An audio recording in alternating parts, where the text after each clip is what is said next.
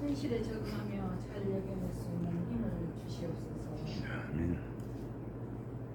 주님, 올해 8월은 한국 80주년을 맞이했습니다. 우리 선조님들께서 이뤘던 나라를 한국을 맞이했던 그날을 잊지 않고 기억하게 하시옵고, 독립운동을 위해 헌신하시고 희생하신 성국 선녀님들께 그분들의 후손들에게 크신 축복이 함께해 주시옵소서. 우리 모두가 다 감사하고 기도하게 하시옵소서. 올바른 생각과 올바른 삶의 자세가 절실한 지금 우리가 살아가는 삶의 현실을 잘 감당하게 도우시옵소서. 서로가 하나 되게 하시옵고 귀한 생명의 말씀으로 채워주시옵소서.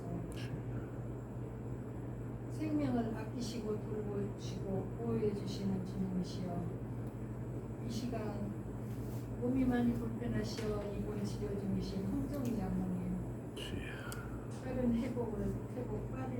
빠른 회복시켜 주시옵소서. 장모님의 의지와 의료진들의 요술로 빠른 회복을 빕니다. 장모님, 손신 사모님, 어두운 날씨에 지금보다 더 힘내시고 이 여름 잘 이겨내시도록 힘 주시옵소서.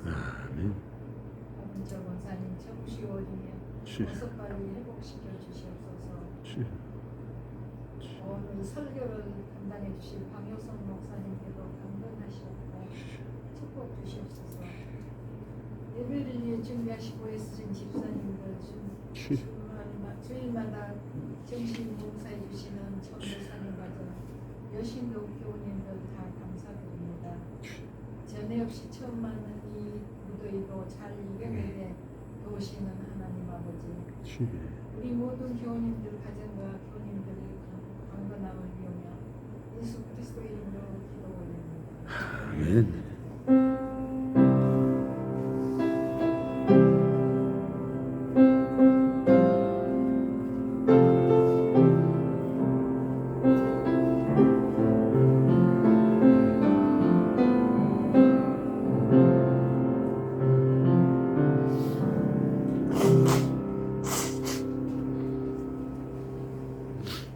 오늘 공독드릴 말씀은 마태복음 16장 21절에서 28절 말씀입니다. 그때부터 예수께서는 자기가 반드시 예루살렘에 올라가야 하며 장로들과 대제사장들과 율법학자들에게 많은 고난을 받고 죽임을 당해야 하며 사흘째 되는 날에 살아나야 한다는 것을 제자들에게 밝히기 시작하셨다. 이에 베드로가 예수를 따로 붙들고 주님, 안 됩니다. 절대로 이런 일이 주님께 일어나서는 안 됩니다. 하고 말하면서 예수께 대들었다. 그러나 예수께서는 돌아서서 베드로에게 말씀하셨다. 사탄아, 내 뒤로 물러가라. 넌 나에게 걸림돌이다. 너는 하나님의 일을 생각하지 않고 사람의 일만 생각하는구나. 그때 예수께서는 제자들에게 말씀하셨다. 누구든지 나를 따라오려거든 자기를 부인하고 제 십자가를 지고 나를 따라오너라. 누구든지 자기 목숨을 구하고자 하는 사람은 잃을 것이요 나 때문에 자기 목숨을 잃는 사람은 찾을 것이다. 사람이 온 세상을 얻고도 제 목숨을 잃으면 무슨 이득이 있겠느냐? 또 사람이 제 목숨을 되찾는 대가로 무엇을 내놓겠느냐? 인자가 자기 아버지의 영광에 쌓여 자기 천사들을 거느리고 올 터인데 그때는 그는 각 사람에게 그 행실대로 갚아줄 것이다. 내가 진정으로 너희에게 말한다. 여기에 서 있는 사람들 가운데는 죽음을 맛보지 않고 살아서 인자가 자기 왕권을 차지하고 온 것을 볼 사람들도 있다. 아멘. 이 말씀 따라 사는 것 지치지 않게 하시고 이 말씀 따라 사는 것 주님만 믿으소서.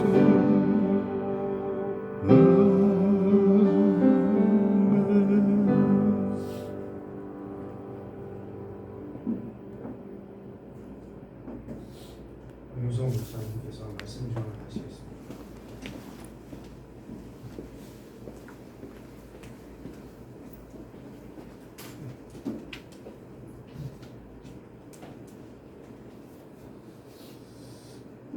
하셨어요? 네.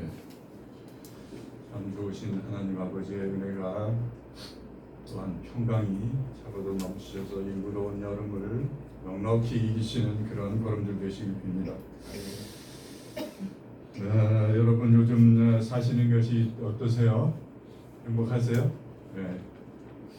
우리들 그 삶에 기쁨이 있으셔야 될 텐데 하고 순간순간 즐거움, 생명이 살아있을 때에 대한 이 맛, 보람 이런 것을 경험하시면서 사시는지 모르겠습니다.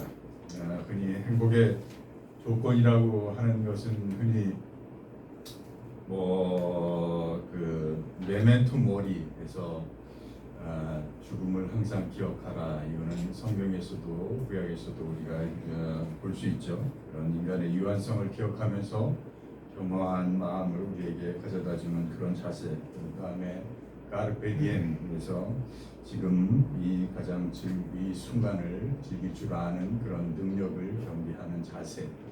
또한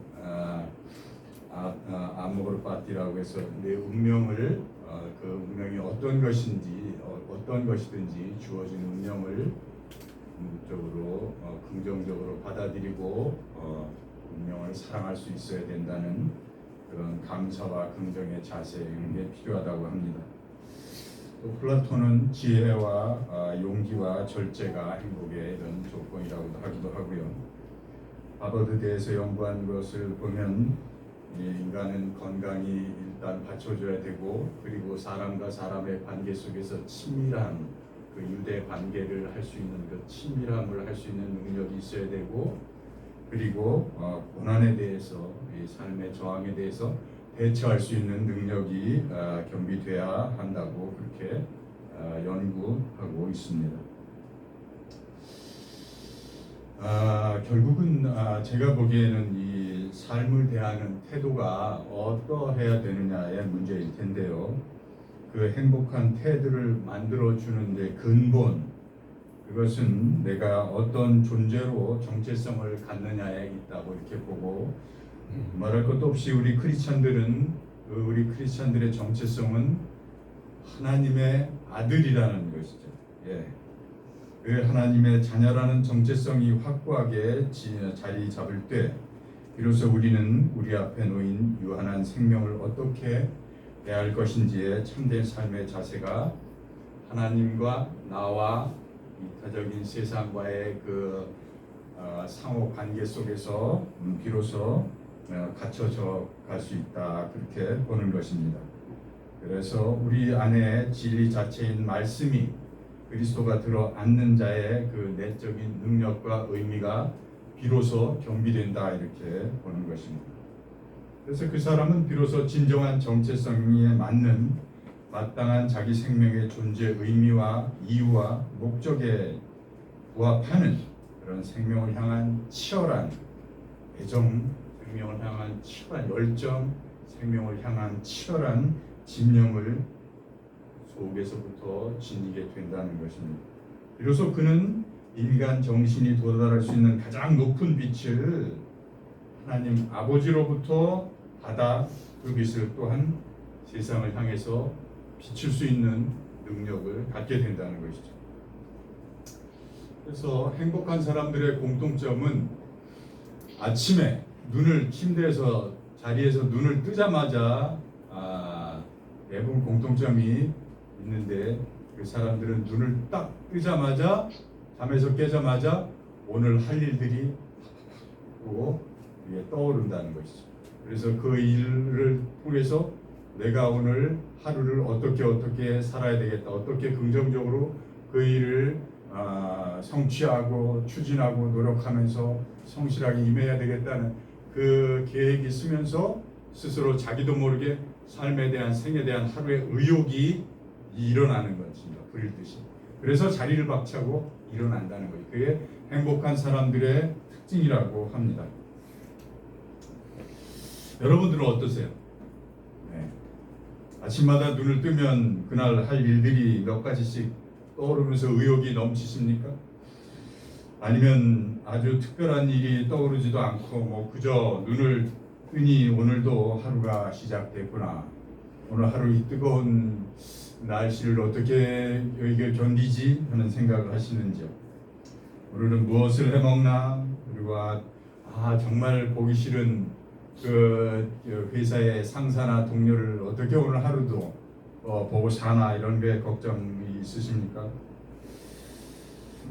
성경의 위대성은 늘 말씀을 드리지만 하나님의 말씀 계시를 통해서, 즉 이 성경을 통해 우리 인간이 가장 잘 사는 삶의 자리의 정점을 하나님은 우리에게 끊임없이 밝히 드러내고 보여주신다는 거예요.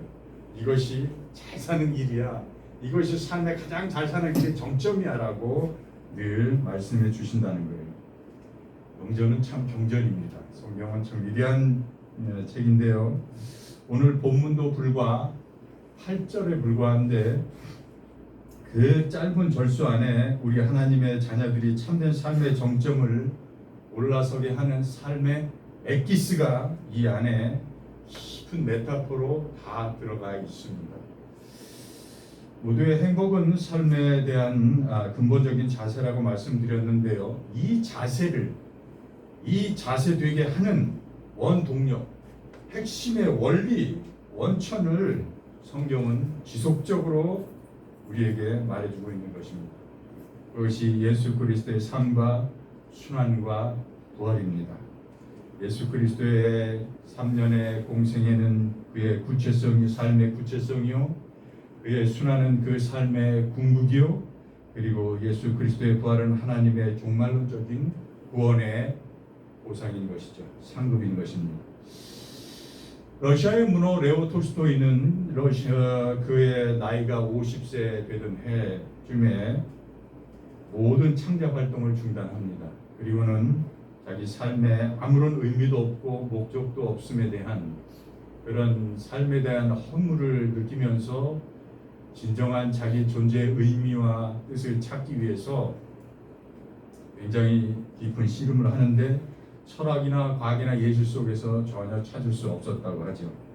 그래서 사실은 그가 스스로 자기 목숨을 끊으려고 할 정도까지 가다가 비로소 죽음을 넘게 되는 그런 것도 예수 그리스도의 빛을 만났기 때문이라고 합니다. 그 이후에 그는 다시 창작 활동을 시작하는데요, 첫 작품을 내놓은 것이 이반 일리치의 죽음이라는 책입니다. 그 속에 자기의 심정을 다음과 같이 털어놓고 있습니다. 그는 이렇게 말하는데, 어쩌면 내가 마땅히 살아야 할 삶을 살지 않은 건 아닐까? 내가 마땅히 살아가야 될 삶을 살지 않은 건 아닐까? 전에는 이런 생각이 들지 않았지만 마땅히 살아야 할 삶을 살지 못했으며 그것이 부인할 수 없는 사실일 수 있다는 생각이 번쩍 들었다는 것입니다.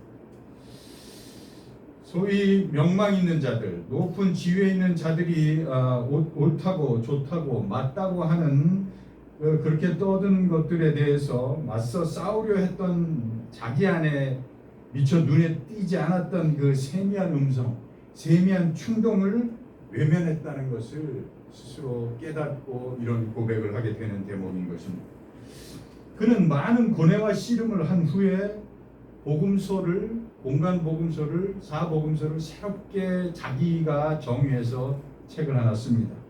그가 쓴 책 중에 교리신학 비판과 참회록을 쓰고, 그리고 영어로 The Gospel in Brief라고 복음서를 나름대로 쓴 그리스도의 예수의 생애 그렇게 그런 책을 하나 썼는데요.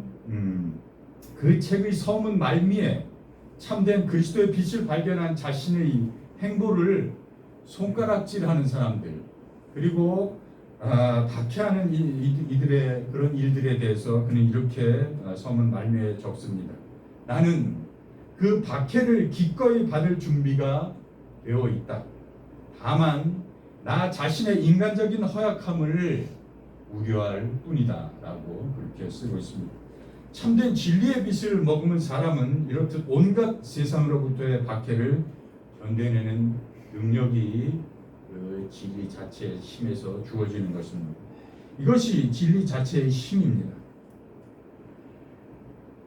그는 진리의 빛의 조명을 받으면서 자기가 따라가야 할 그리스도가 먼저 세상으로부터 미움과 무시와 멸시를 당했다는 것을 비로소 깨닫습니다. 이것이 대속으로 구속함을 입은 자의 첫 깨달음입니다. 요한복음 15장 18절에는 세상이 너희를 미워하면 너희보다 먼저 나를 미워한 줄 알라고 예수님이 제자들에게 그렇게 말씀하십니다. 그리고 또한 이렇듯 진리의 참빛의 조명을 받은 사람은 그 온갖 박해를 견뎌냅니다. 이것이 대속으로 구원함을 얻은 자의 존재의 능력인 것입니다. 요한복음 16장 33절에 예수님께서 그에게 승리의 말씀을 확언해 주시기 때문입니다. 세상에서는 너희가 환난을 당하나 담대하라, 내가 세상을 이겼느니라. 이것이 대속적 구원을 얻은 자의 존재의 의미인 것입니다. 지난주에 오늘 본문을 댁에 가셔서 차분히 읽어보시면 좋겠다고 제가 말씀을 드렸습니다. 네, 읽어보셨나요? 네. 오늘 본문은 예수님에 대한 베드로의 신앙 고백, 주는 그리스도시요 살아계신 하나님의 아들이시니이다라고 하는 그 고백이 나온 후에 바로 이어지는 사건이기 때문에 더 극적으로 대비가 된다고 할 수 있겠죠. 인간의 연약성을 여실히 드러내는 본문이라고 볼 수 있습니다. 고린도전서 10장 10절에는 사도 바울이 그런즉 선줄로 생각하는 자는 넘어질까 조심하라 하는 그런 권면이 오버랩되는 대목이기도 합니다. 오늘 본문은 예수님께서 이 본서 마태복음에서 4번씩이나 당신의 순환 예고를 제자들에게 말씀을 하시는데요. 그 첫 순환 예고를 말하고 있는 대목입니다. 내가 예루살렘에 올라가 장로들과 제사장들과 서기관들에게 많은 고난을 받고 죽임을 당하고 사흘 만에 살아나야 하리라. 사실 본서에서는 4번에 걸쳐서 예수님의 순환 예고를 예수님께서 묵직하게 제자들에게 이렇게 말씀해 주시는데요. 이것이 곧 제자의 길이며 성도의 길이라는 것을 자신을 빗대어서 예수님은 제자들에게 밝혀주고 이끌어주고 가르쳐주고 있는 것입니다. 대속으로 구원함을 얻었느냐? 정말 예수 그리스도의 십자가의 대속으로 구원함을 받았다고 내가 그렇게 고백할 수밖에 없느냐? 그러면 이제부터는 네가 대구의 삶을 걸어라 라고 말씀해주고 계시는 것입니다. 대구의 삶을 너도 자연스럽게 진리가 이끄는 대로 걷게 될 것이다 라고 말씀해주고 계시는 것입니다. 대속의 구원의 은총을 입은 자가 나도 대구의 삶을 짊어지겠습니다 라는 자세, 이렇게 살게 하는 힘, 그것은 그 십자가 은혜를 받음으로 비로소 우리 안에 내가 잘나서 오늘날 내가 있는 것이 아니요 주님의 십자가의 대속의 은총을 입은 결과임을 새록새록 깊이 깨닫게 되기 때문에 그렇습니다. 이것이 사도 바울이 말하는 죄가 많은 곳에 은혜가 깊다는 말이기도 합니다. 톨스토이도 이 은혜의 빛을 조명받은 것이죠. 예수 그리스도와 만날 때 우리는 한 분 하나님 아버지를 인정하게 됩니다. 하나 되신 하나님, 만물 동체이면서 만물 동체의 대비 속에 우리 자신이 태초부터 지금까지, 아니 앞으로도 영원히 내 자신이 있을 것임을 믿게 되는 그 상태, 그것이 구원이며 비로소 우리는 자기 중심적 이기심을 하나둘씩 후를 벗어 던지고 보다 커다란 자기의 본질 속인 하나님 아버지 안으로 걸어 들어가는 자식이 자신을 깨닫게 되는 것이죠. 그것은 진정한 축복입니다. 아버지의 마음이 우리의 마음이 되는 것입니다. 아버지의 뜻이 나의 뜻이 되는 것입니다. 아버지의 사역이 우리의 사역이 되는 것입니다. 전체를 보려는 마음, 멀리 보려는 마음, 영원을 보려는 영적 현존의 마음입니다. 약자나 그늘진 곳, 어두운 곳, 갇힌 곳, 미처 손닿지 못한, 챙기지 못한 부분까지 가 닿으려는 마음, 하나님 나라를 일구려는 마음입니다. 그 마음으로 아버지 안에 있으므로 내가 비로소 두려움이 사라지고 자유함을 얻는 평안으로 넘실대는 영생을 살게 되는 것입니다. 그 하나의 마음, 하나님 아버지의 마음, 하나님 아버지의 뜻, 내 아버지의 의가 자녀에게서 가장 최종적으로 충분하게 구체적으로 현실화된 사건이 예수님의 십자가 사건인 것입니다. Being for others, 타인을 위한, 만물을 위한 이타적인 존재가 되는 것. 이것이 인간 정신이 도달해야 할 가장 높은 빛이요, 참 지혜의 빛이요, 대속의 빛인 것입니다. 이것이 나의 허물과 죄를 밝히 보게 되는 시발점이고, 종말론적으로 그 구원관에 이르는 트리거가 되는 것이고, 알파와 오메가 되시는 주를 만나는 순간이 되는 것입니다. 이것이 성도의 존재의 이유요, 존재의 의미요, 존재의 목적입니다. 이 예수 그리스도의 대속의 빛이 제대로 한번 나의 가슴을 뚫고 두어 가슴을 관통해야, 제대로 이게 우리 가슴을 뚫고 들어와서 나의 가슴을 관통해 나가야 주의 사랑의 능력이 여러분의 능력으로 옮겨지게 되는 것입니다. 이 자세가 영적 현존이요, 이 상태가 하나님의 나라요, 이 걸음이 영원한 영생인 것입니다. 이에 베드로가 예수님을 따로 붙들고 이렇게 말하죠. 안 됩니다, 주님. 절대로 이런 일이 주께 일어나서는 안 됩니다라고 주께 애들었다, 이렇게 나와 있습니다. 사실 예수님의 상태는 베드로의 이 차원, 베드로의 삶의 디멘전과 다르다고 보셔야 됩니다. 성도는 세속의 차원을 포괄하면서도 늘 세속의 차원보다 더 높고 넓고 깊은 차원을 실존으로 두 발을 딛고 사셔야 되는 것이죠.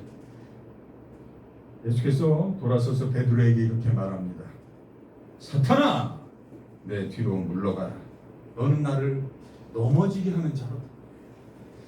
너는 하나님의 일을 생각지 아니하고 사람의 일만 생각하는도다.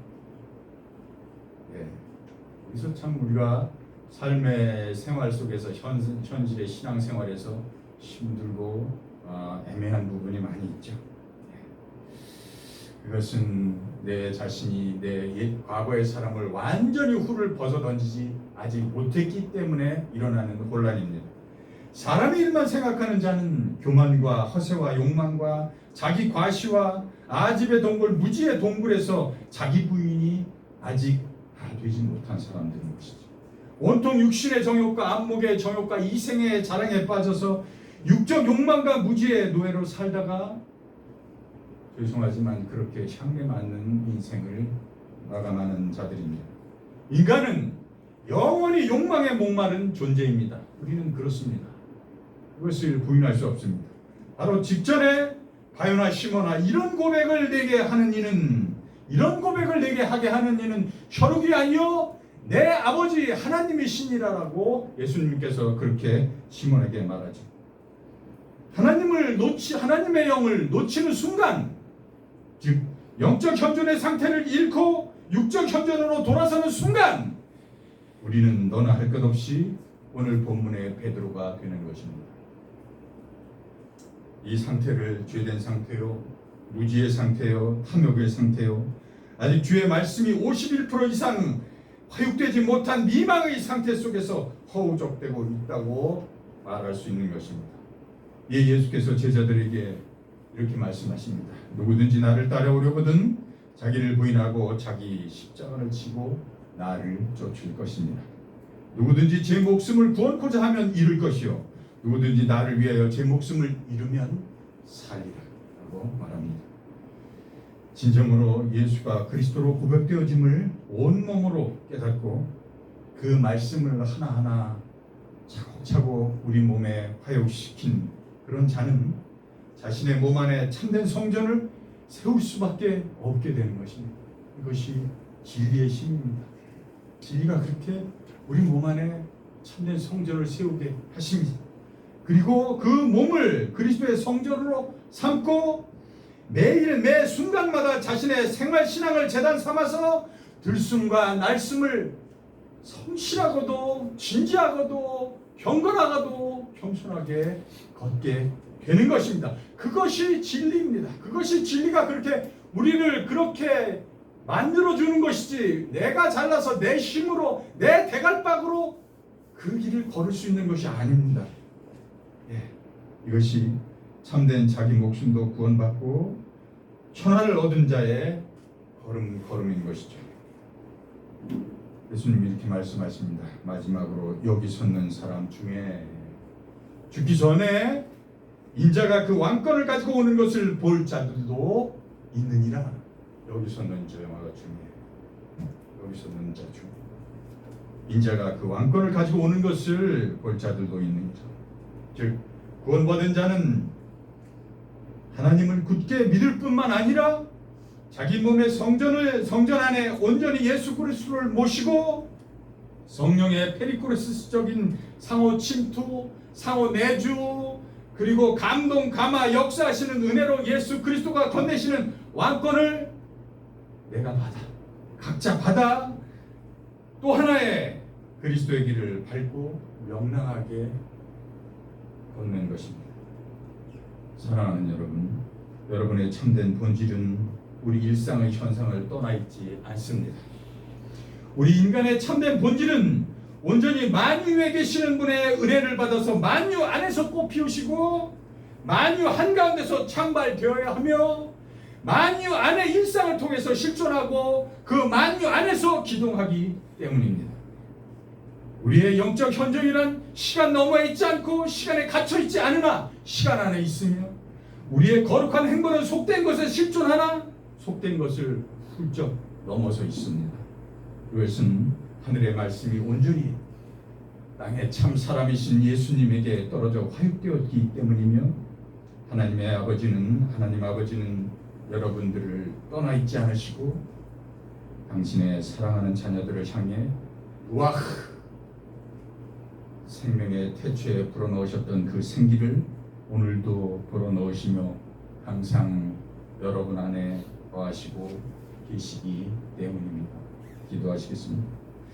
참 좋으신 하나님 아버지, 영적 생명을 위한 몸값으로 당신의 육체적 생명을 십자가상에서 내어주신 예수 그리스도를, 그분의 은혜를 찬양합니다.